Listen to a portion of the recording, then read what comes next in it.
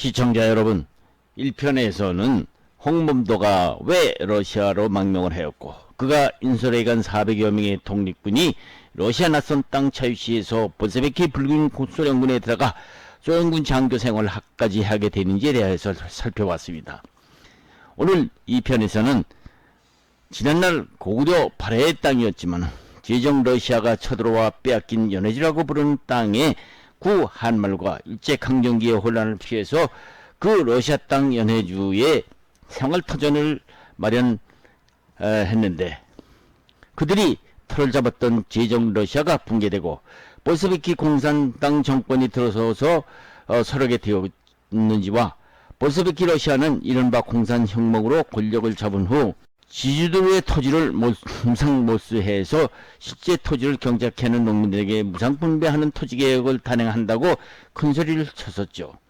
하루아침에 자기 땅을 갖게 된 농민들은 열렬히 러시아 볼셰비키 공산당을 지지했고 따라서 러시아 연해주에 정착한 고려인이라고 부르는 한인들도 큰 기대를 갖게 되었죠. 고려인들은 소비에트 러시아를 건설하라며 총을 들고 나섰습니다. 볼셰비키 붉은 군대인 한자로 적군이라고 불리는 적의군을 도와 백군이라고 부르는 제정 러시아군 사이에 벌어진 내전에 적극 뛰어들게 됩니다. 흔히 러시아 내전을 볼셰비키 공산군의 군대를 붉은 군대라고 하여서 한자로 하면 적군이라고 부르고 제정 러시아 정부군을 백군이라고 부르는데 백군이다 적군이다 하면 초등학교 운동회 같아서 여기서는 볼셰비키 공산당을 지키기 위한 군대라는 뜻에서 편의상 적의군이라고 부르고 제정 러시아 정부군을 백의군이라고 부르기로 하죠.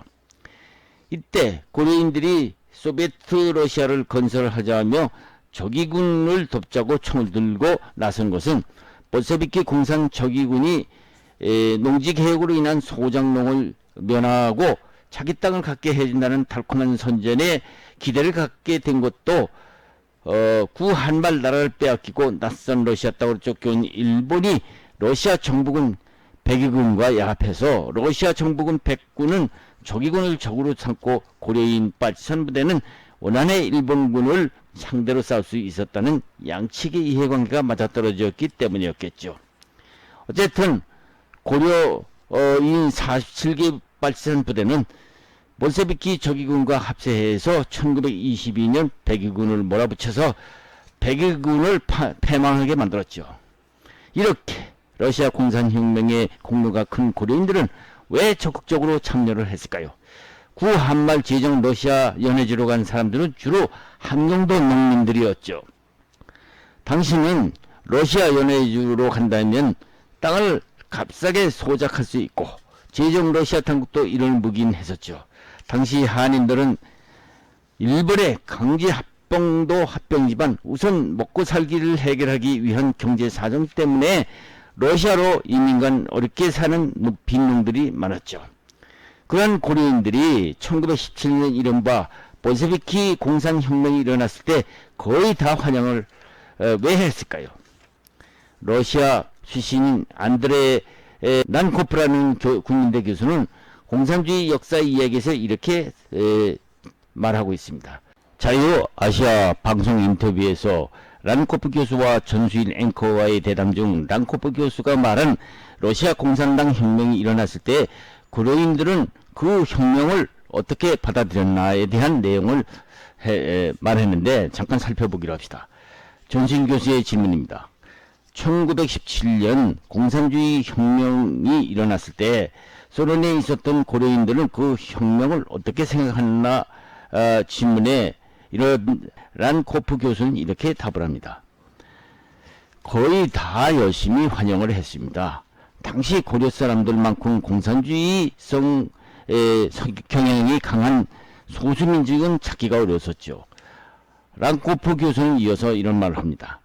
고려인들이 공산주의를 당시 열렬히 지지한 이유를 이렇게 설명하고 있습니다. 당시 고려인들이 그토록 열렬히 공산주의를 지지한 이유는 제가 보기에는 첫째가 토지 문제입니다. 교포들은 거의 모두 농민들입니다. 그들은 러시아에서 소작 생활을 하고 있었죠. 당시 러시아에서의 소작한 조건은 그들이 살고 있었던 조선왕조 시대보다 소작 조건이 매우 좋았어요. 그렇지만 제정 러시아 때 러시아 지주들이라고 그들을 만족시킬 수는 없었죠. 역시 지주들로부터 그들의 일년 농사를 착취당하고 있다는 생각은 마찬가지였는데요. 그런데 러시아 공산당은 처음부터 토지 개혁을 하겠다는 약속을 한 바 있습니다. 지주들이 땅을 농사짓는 소작농을 비롯한 농민들에게 나누어 주겠다는 약속이었죠. 그 때문에 고려 농민들도 당연히 러시아 공산당을 지지하고 있었습니다. 둘째로 고려인들이 열렬히 러시아 공산당을 지지한 둘째 이유는 국제 공산주의였습니다. 러시아 공산당은 정권을 잡기 전에는 단민족 국가인 러시아에서 민족 차별을 않겠다고 공약을 했었죠. 고려인들이 한경대에서 러시아 땅에 들어섰을 때만 해도 제정 러시아는 어느 정도 민족 차별을 받고 살아왔기 때문에 그들은 러시아 어디서나 어느 민족과 차별을 받지 않고 살 수 있다는 볼셰비키 공산당 말에 귀가 솔깃했죠. 그러나 러시아 공산당들은 약속과는 달리 공산 정권을 잡고 나더니 국제 공산주의는커녕 러시아 슬라브 민족주의와 오로지 소련이 세계 제일 강국이라는 국가주의를 강조하고 러시아 내 소수 민족에 대한 차별이 갈수록 더 심해지기 시작했죠. 사실 그 러시아 공산당은 결과적으로 지켜지지 않았지만은 그들은 세계 어디에서나 식민지 체제를 부숴버려야 한다고 주장을 했었죠. 일제 학정과 이 학정 밑에 쫓겨와 있던 고려인들에게는 힘을 실어주는 약속이었던 것이죠. 1917년 공산혁명 이후 일본 세력은 연해주의에서 적의군과 싸우고 있던 백의군을 많이 도와주고 있었으니 적의군과 고려인들의 이해관계가 그렇게 잘 맞아떨어질 줄이야 어떻게 알았겠습니까? 그런데 공산주의 대부인 레닌이 죽고 스탈린이 들어선 1930년대부터 고려인들에게 불리하게 됩니다. 스탈린 정부는 국제 공산주의를 주장해 보았자 자기 나라에게 큰 도움이 되지 않자 그동안 독재주의가 주장하는 세계혁명이라는 레닌 주장이 허구였다는 것을 느끼고 스탈린은 소련이라는 나라를 그럴 바에는 세계 최강대국으로 만들어야 하겠다고 생각을 바꾸게 됩니다. 소련은 슬라브계 민족국가에다 국가우선주의가 적구만에 애초되는 국제공산주의보다 더 이익이 된다는 신념하에 소련 정부는 자기들의 슬라브계 민족의 국가를 방해하는 러시아 소수민족의 적대감과 의심을 갖게 됩니다. 특히 나라가 통째로 없어진 유태인들보다도 두만강 건너 비록 일본의 식민지이지만 러시아 내 고려인들이 혹시 일본의 스파이나 되지 않을까 하여 몹시 의심을 하기 시작하게 됩니다. 이때 일본이 중국을 공격하는 중일전쟁이 돌발합니다. 이때 나치 독일은 소련 침공을 앞두고 일본과 군사동맹을 맺고 있었는데 독일은 일본에 소련 침공을 동쪽에서 벌려줄 것을 요구하였고 공산 러시아 정부는 일본의 간첩 역할을 할지도 모른다는 생각으로 소수민족 특히 고려인들을 경계하기 시작합니다.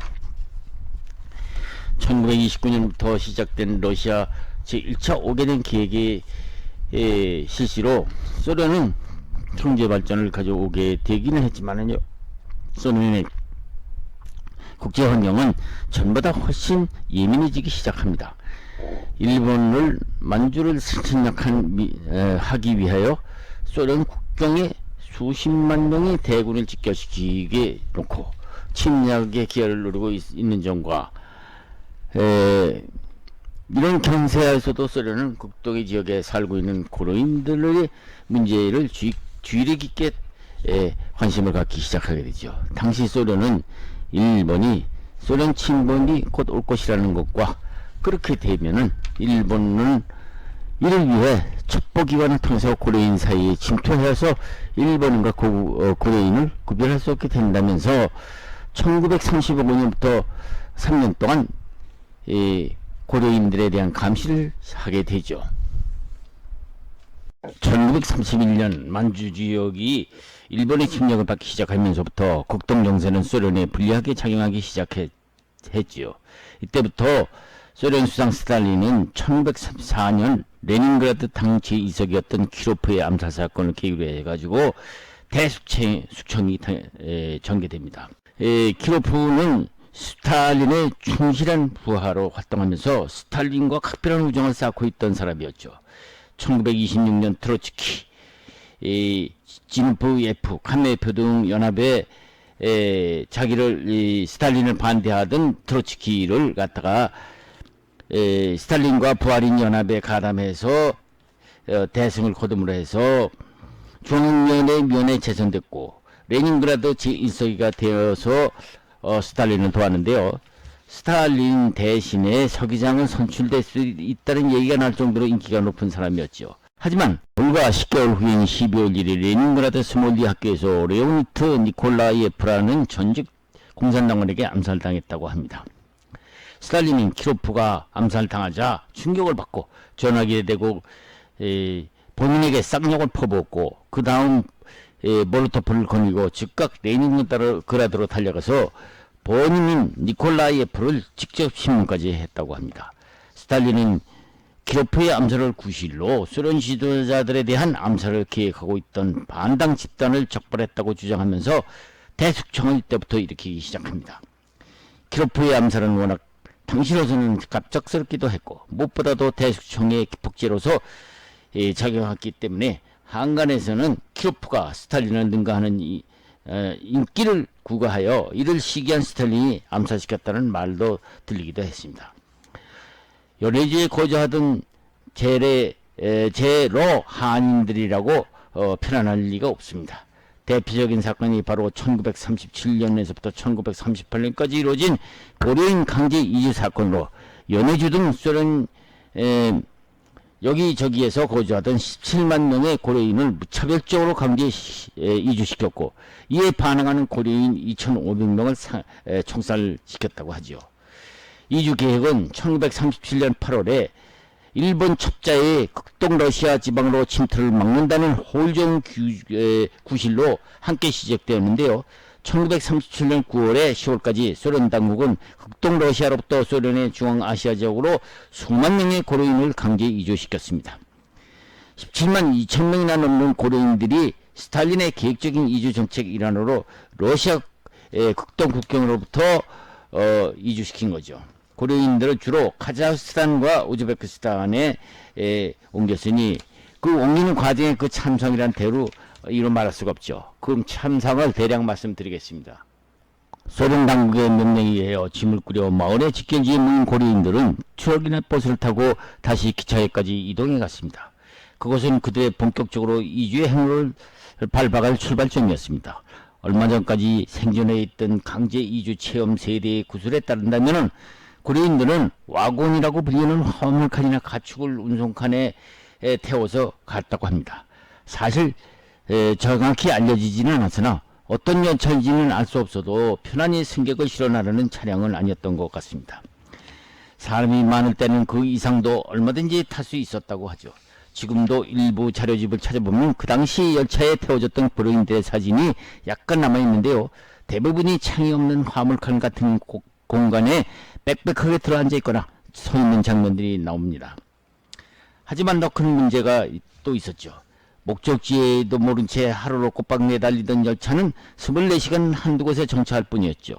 따라서 탑승한 고려인들은 차가 설 때마다 대소변을 참아야 했고 열차가 전기 때문에 열대면 곧장 주변의 화장실로 시합하듯 달려가야 했다고 합니다. 한 열차에 600명 이상이 타고 있었다고 하니 그 많은 인원이 한 번에 화장실을 사용하거나 탈이 안 날 수가 없었을 것이었죠. 더구나 몇 가지 필수품을 챙기고 나면 열차는 곧장 다시 출발했기 때문에 줄을 서서 차례를 길게 기다릴 여유조차 없었다고 합니다. 그래서 기차가 서게 되면 사람들은 아무 곳이나 흩어져서 대개는 철로변에 주저앉아서 배변을 했다는 것이고 남녀노소를 가리지 않고 급한 생리현상부터 해결해야 했으니 체면을 중시하던 고려인들이 겪었던 수치심은 이루 말할 수가 없었죠. 먹는 것을 줄여 배변을 참아보려 해도 수천 킬로미터를 가는 동안에 물이 목이 말라서 입술을 죽이는 정도로 금방 배탈이 나고 설사가 났다고 합니다. 기본적인 생리현상이 조절 불가능하지만 타인과의 한계에 정상적일 수밖에 없죠. 서로가 서로의 기피할 대상이 되고 불편한 동행이 되어서 너나 없이 고통스러운 여정이 되었다고 합니다. 게다가 차량에는 어린아이와 노약자도 포함되어 있었고 그들은 배변을 찾는 것보다 필요한 영양을 보충하는 데 더 중요한 사람들이었었죠. 급한 대로 간단한 음식을 준비한 사람도 있겠지만 대부분은 수십여 일의 여정 동안 돈을 가져온 사람들은 정차역마다 먹을 것을 사느라 분주히 뛰어다녀야 했지만 그마저도 없다면 굶거나 구걸할 수밖에 없었죠. 창문 없는 짐칸은 심리적 압박감을 가중시키고 가을에 출발하는 열차는 겨울이 다 되어서 중앙아시아에 도착합니다.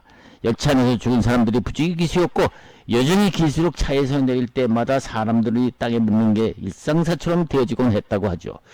좌절감과 절망감, 죽음에 대한 공포를 넘어 완전한 체념에 빠져 무너지는 처음 열차에 탈 때 가졌던 최소한의 자의식이나 체면 자체도 사라졌다고 합니다. 열차 내부에 여기저기 흩어진 오물과 대소변을 곁에 둔 채 짐승처럼 먹고 자면서 무조건 버티는 길밖에 다른 방법이 없었다고 하죠. 총 18만 명 정도가 2주 행렬에 올랐는데요. 그중 2만 5천 명 정도가 도중에 사망했다고 합니다. 끔찍하고도 두려운 참상이 아닐 수가 없었죠. 한 달여리 지나서 연해주의 고려인들은 카자흐스탄과 우즈베키스탄의 여러 지역에 도착했습니다. 1937년 10월 25일 예조폰 소련 대변인 소련 내무인민위원회 위원장은 당 중앙에 극동의 고려인 36,442가구를 1937년 17만 1781명이 중앙아시아로 이송되었다고 보고를 합니다. 사람만이 아니었습니다. 연해주에 발간하던 신문, 선봉과 고려극장, 조선사범대학 등이 거의 모든 문화기구들도 함께 이주한 대역사를 할 만한 사건이었죠. 척박한 중앙아시아의 오지를 농업지대로 바꾸려던 소련 당국 의도라고 할까요? 고려인들이 도시 거주는 금지되었습니다. 모든 농촌을 가서 거기서 적응해야만 했죠. 집단 이주 계획에 따라서 현지인들이 비워준 거주지에 들어가거나 그들과 동거생활을 하기도 했고 그마저도 불가능하다면 겨울 사막에 토굴을 파서 생활을 꾸려야 했죠. 2주 전에 약속했던 재산의 보상과 시민권 보장은 다 헛소리가 말았죠. 겨울역 중앙아시아 꽁꽁 언 땅을 손끝으로 헤치며 굴을 파고 농사를 지어야 했다는 증언이 여럿이 남아 있습니다. 거의 매일 사람들이 죽어나갔으며 강제 이주 후 몇 번째 겨울에 많은 노인과 영아들이 사망했던 것은 전혀 이상하지 않은 일이었죠. 타슈켄트 인근 어느 마을의 경우에는 이주해온 아이들 상당수가 죽고 신상은 나오지도 않는 바람에 1938년생이 거의 사라졌을 지경이었다고 합니다. 1937년 9월 초 이튿날 화장실도 없는 짐 싣는 기차에 실려서 짐승처럼 그렇게 실려가서 그거 내 지금도 생각하면 가뜩이나 아이들은 얼마나 죽었겠소. 카자흐스탄 벌판에다 던져놓고 너 살겠으면 살고 죽으면 죽어라 알아서 하라고 했어. 어쨌든지 아이들이 2살까지는 다 죽었어요. 기후가 기후인지라 어린 아이들이 2살까지 다 죽어버렸어. 아침에 일어나면 저 집에서 울음소리가 나고 이 집에서 울음이 나고 먹을 물도 없고 해서 손도 발도 씻지도 못하고 빨래도 못하고 그런 물 마시고 이렇게 애들이 죽고 이랬어. 이것은 당시의 증언의 한마디였습니다. 이렇게 고려인들이 이역멀리 먼 카자흐스탄에서 45일에 거친 강제 이주 사건이 벌어지는 동안에 러시아 공산당 정부의 방침을 거부하고 있던 고려인들은 어떻게 되었을까요? 스탈린은 기루트의 암살을 구실로 소련 지도자들에 대한 암살을 계획하고 있던 반동분자들을 적발하겠다고 주장하면서 대숙청을 일으키는데요. 자기네 반동분자 숙청 여파를 몰아서 연해주에 거주하던 한인들에게까지 주요 타켓을 쌓기 시작했죠. 대표적인 사건이 1937년부터 1938년 사이에 사건의 신호탄으로 17만 명의 고려인을 무차별적으로 연해주에서 카자흐스탄으로 이동시키기 시작했고, 이에 반응하는 고려인들을 색출 총살시킨 고려인이 2,500명이나 되었다고 하죠. 총살당한 2,500명에는 그에 대해 수천 기간 동안 희생된 고려인 독립운동가들로서 존재하는데요. 일본 역사를 나왔지만 김좌진 장군같이 독립군 교관으로 지냈고 만주 일대에서 백마탄 김장군이라고 유명했던 김경천 장군부터 같은 공산주의자였지만은 레닌 모범적인 고려인 국제공산주의자의 이름난 박진순을 비롯해서 1928년 소련으로 망명해서 소련작가 동맹 원동집에 있으면서 시인으로 유명했던 조민희도 이때 체포되어 사형당했다고 하죠. 시청자 여러분도 그의 일은 남로당 당수였던 박헌영의 처로 공산당원이었던 주세죽이 원래는 박헌영과 결혼한 뒤 소련으로 망명해서 박헌영은 국제 레닌대학, 주세죽은 동방 노력자 공산대학을 다닌 뒤에 박헌영 부부는 국제공산당 즉 코민테른으로부터 조선공산당 재건에 대한 특별 지시로 공작권을 받고 중국 상해로 갔었죠. 이때 상해에 있는 박헌영과 친구자 고수 공산당원이었던 김탄야가 먼저 와 있었고, 이 세 명은 상해 조계지를 근거로 조선공산당 재건을 위한 모의를 하다가 일본 밀정에게 발각돼서 박헌영이 검거되는 사건이 벌어지게 되는데요. 다행히 김단야와 주세직은 상해를 탈출해서 소련 모스크바로 도망칠 수 있었고, 두 남녀는 동기에서 어느새 불륜 남녀로 변하게 됩니다. 사연인즉 김단야가 주세죽에게 박헌영이 일본 경찰에 잡혀 이미 죽었다면서 주세죽이 박헌영을 단념하게 하고 주세죽과 불륜관계를 저지르고 자기 아내로 삼습니다. 하지만 몇 년 뒤 김단야마저 소련 당국으로부터 숙청당하고 김단야는 간첩으로 물려서 사형, 주세죽도 간첩으로 물려서 모스크바에서 추방, 그녀도 역시 카자흐스탄으로 오는 유형으로 유배당하고 말았죠. 물론 죽었다는 박헌영은 살아서 8.15에 해방되면서 서울에서 나타나기는 했었죠. 다만 고려인들이 이렇게 박해받고 있는 동안에도 홍범도는 자유시 참사 때도 그랬었지만 소련 당국의 요구에 순순히 수용했기 때문에 반항했던 고려인 2,500명 총살자의 대상에서 제외된 것은 물론이었죠. 자, 그러면은 홍범도 얘기로 다시 돌아가서 소련 당국의 강제 이주에 순순히 응하여 카자흐스탄에 내려진 홍범도는 1943년 10월 25일 사망하기까지 어떻게 지냈을까요? 홍범도는 카자흐스탄 카질로르다라는 곳에 정착하면서 집단농장 지배인 노릇도 하다가 말년에는 영해주에서 옮겨간 고려극장 관리인으로 여성을 보내다가 76세의 나이로 그 지방의 한 공동묘지 안장되었었죠.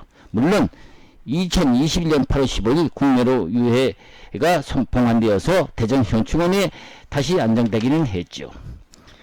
그가 죽기 전에는 공산당의 기원 공로로 1923년에는 카자흐스탄으로 오기 전에는 집단농장 등 지역의 공산당 지도자 노릇을 했다가 1927년에는 소련 공산당으로부터 인정을 받아서 소련 공산당 당원으로 정식 입당되었고, 1922년 2월에는 모스크바 코민테른 국제공산당 대회에서 극동 모든 민족 대회가 끝난 후 레닌과 단독 면담 후 레닌은 홍범도에게 공산당 혁명에 협조해서 감사하다는 뜻을 표하면서 그와 백로불과 군복 그리고 그의 이름이 새겨진 모젤 권총을 받고 레닌, 트로츠키 등 볼세비키 붉은 혁명 주역들과 기념촬영까지 했었죠.